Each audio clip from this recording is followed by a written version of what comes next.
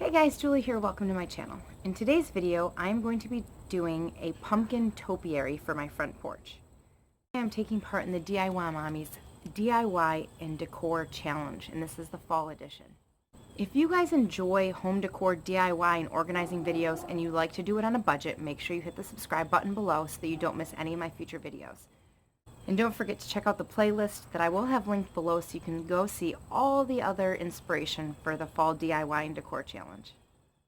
This topiary from Plow and Hearth was my inspiration, but unfortunately at $179 it was not in the budget. I DIY'd it for about $50. These are the 3 pumpkins that I picked up from Michael's, and I got them for about 60% off, and they had the orange and the white, but they did not have a green, and I want this small top one to be green. So I picked up this Craft Smart, I think it's Spanish olive, and I did 2 coats, and it seemed to cover the orange perfectly fine.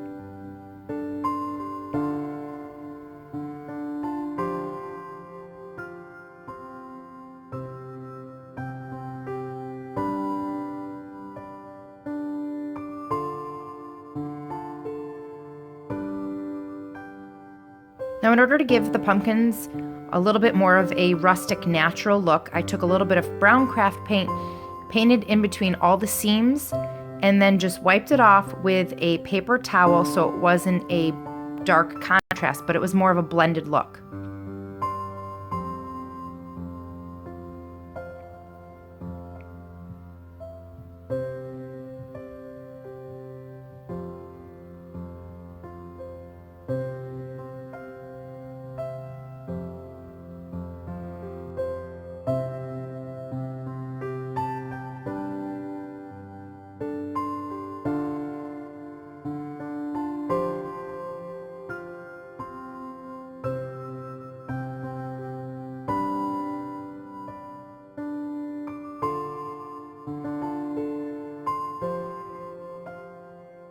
After painting the pumpkin green, it kind of had a dull look and I wanted to match the other pumpkins, so I did 2 coats of the clear finish spray.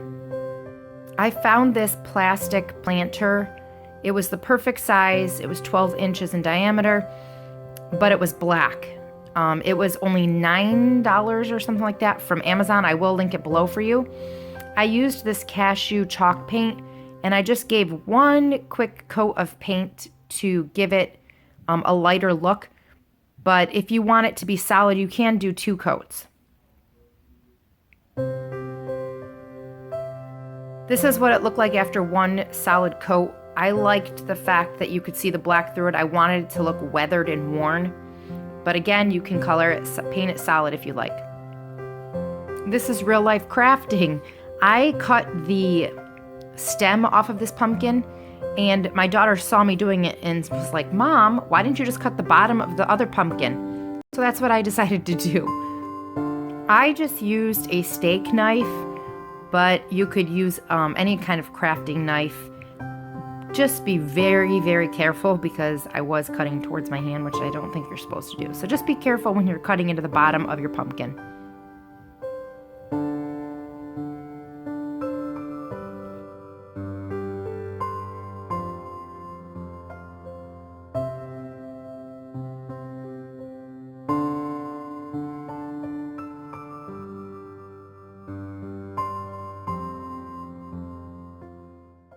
So I picked up this Ashland Garland. It's got berries and it's green and yellow and oranges. So it really matches the pumpkins that I have here. And my daughter came up with this idea to kind of give the white pumpkin something. We stuck a Gatorade in here to an empty Gatorade bottle to kind of give it a little bit more stability. Now I have the front of the urn or whatever this is called facing the direction I want it to go, and these pumpkins have like seams on the side, so I want to make sure that those are on the sides. I don't want them facing the front in any way. So I guess I'm just going to glue it. I'm going to glue along this.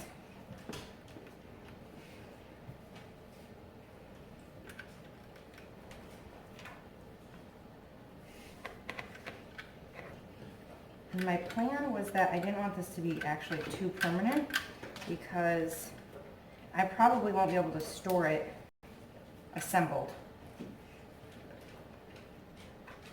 So I'm probably going to try to take the top off of this base.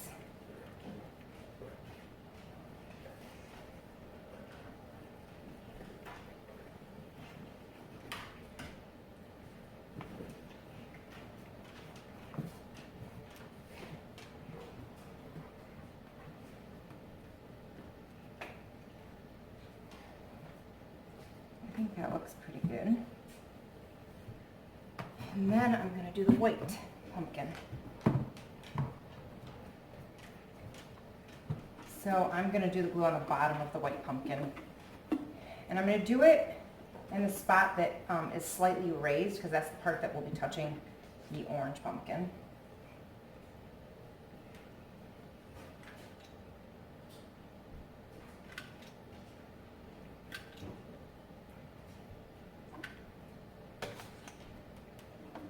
Again, I want to make sure that the seams are facing the side.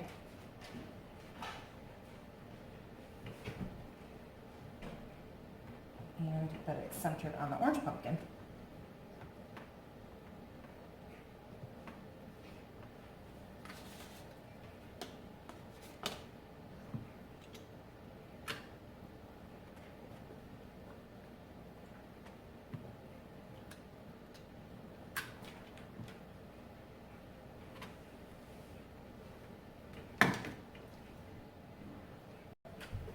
And then lastly, the green pumpkin.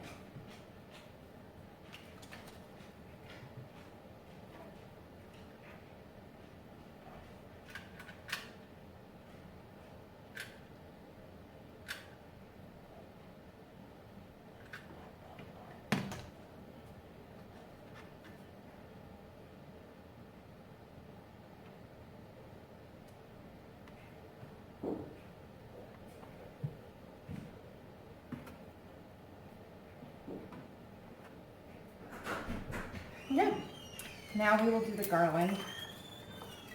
And I am just planning to wrap this around the bottom.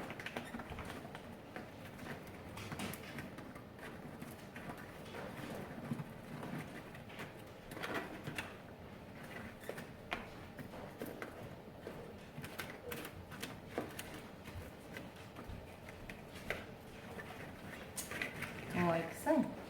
But I forgot to get scissors. So because I want the actual stem part to be the one touching, I'm just going to move the berries out of the way so that it can lie flatter against the pumpkins.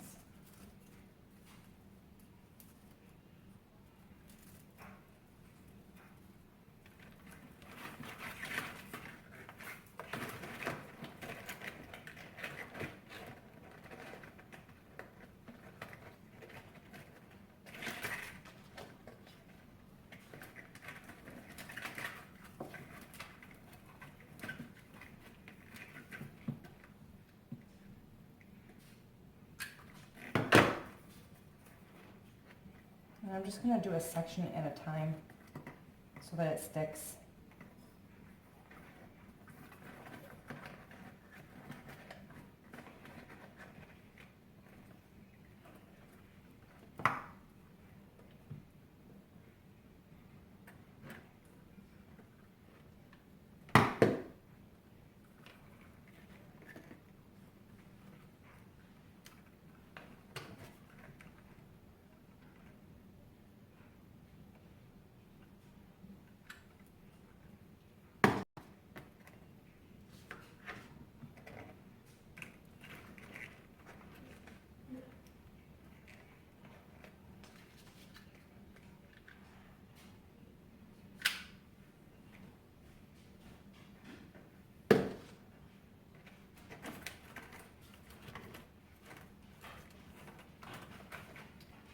So I'm just going to finish this, work my way around the back, do the next section, and I'll be back.